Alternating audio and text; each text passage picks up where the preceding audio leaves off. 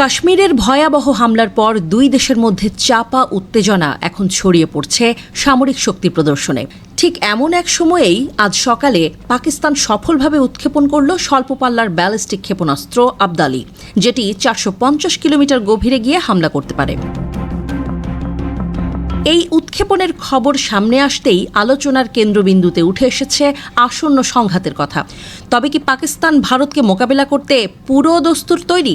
এই প্রশ্নের উত্তরে বিশেষজ্ঞরা বলছেন এটা কেবল একটি সামরিক মহড়া নয়, বরং একটি কৌশলগত বার্তাও।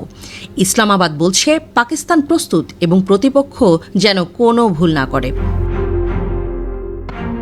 22 এপ্রিল জম্মু ও কাশ্মীরের পেহেলগাঁওয়ে একটি পর্যটক স্পটে ভয়াবহ হামলায় প্রাণ হারান অন্তত 26 জন। ভারত এই হামলার জন্য সরাসরি দোষ চাপায় পাকিস্তানের ওপর। তবে পাকিস্তান এমন অভিযোগকে ভিত্তিহীন বলেই দাবি করে। তারা আন্তর্জাতিক তদন্তের দাবি জানায়, যা হবে নিরপেক্ষ ও তথ্যভিত্তিক।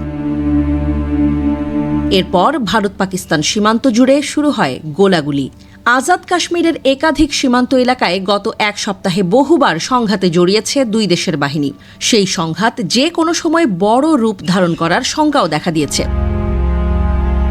ঠিক এই সময়েই শনিবার সকালে পাকিস্তানের সামরিক বাহিনী আবদালি ব্যালিস্টিক মিসাইলের পরীক্ষা চালায়। এই ক্ষেপণাস্ত্র 450 কিলোমিটার গভীরে আঘাত হানতে সক্ষম, সুনির্দিষ্ট লক্ষ্যবস্তুর উপর আঘাত করার ক্ষমতা এবং উন্নত নেভিগেশন সিস্টেমই এই অস্ত্রের অন্যতম বৈশিষ্ট্য।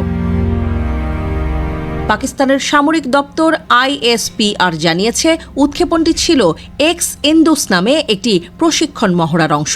এতে অংশ নেয় সেনা কমান্ড, কৌশল বিশেষজ্ঞ, বিজ্ঞানী ও ইঞ্জিনিয়াররা। উৎক্ষেপণের পর পাকিস্তানের প্রেসিডেন্ট আসিফ আলী জারদারি, প্রধানমন্ত্রী শাহবাজ শরীফ এবং সেনাবাহিনীর প্রধান অভিনন্দন জানান সবাইকে। তাদের বার্তা, পাকিস্তানের প্রতিরক্ষা নীতি স্পষ্ট, শান্তি চাই, কিন্তু আগ্রাসনের জবাব হবে শক্ত হাতে। এই মুহূর্তে ভারতের প্রতিক্রিয়াও আন্দাজ করা যায়। তারা সীমান্তে সেনা উপস্থিতি বাড়িয়েছে। দেশটির প্রধানমন্ত্রী নরেন্দ্র মোদী আগেই দিয়েছেন অপারেশনাল ফ্রিডম, অর্থাৎ সেনাবাহিনী এখন পরিস্থিতি অনুযায়ী সিদ্ধান্ত নিতে স্বাধীন। বিশ্লেষকরা বলছেন পাকিস্তানের এই ক্ষেপণাস্ত্র উৎক্ষেপণ আসলে কৌশলগত বার্তা দিচ্ছে বিশ্বকে। তারা বলছে, আমরা প্রস্তুত, শান্তির পথে থাকলেও আমাদের প্রতিরক্ষা সক্ষমতা সর্বদা সচল। এদিকে যুক্তরাষ্ট্র ও ইউরোপীয় ইউনিয়নও বসে নেই। দুই দেশের মধ্যে সংঘাত এড়াতে তারা শুরু করেছে কূটনৈতিক প্রচেষ্টা। ওয়াশিংটন ও ব্রাসেলস থেকে উচ্চ পর্যায়ের বার্তা গেছে দিল্লি ও ইসলামাবাদে। উত্তপ্ত উপমহাদেশ এক অস্থির প্রান্তে দাঁড়িয়ে। পরমাণু শক্তিধর দুই প্রতিবেশীর সংঘাতে জয়ী কেউ হয় না, হারে কেবল মানুষ।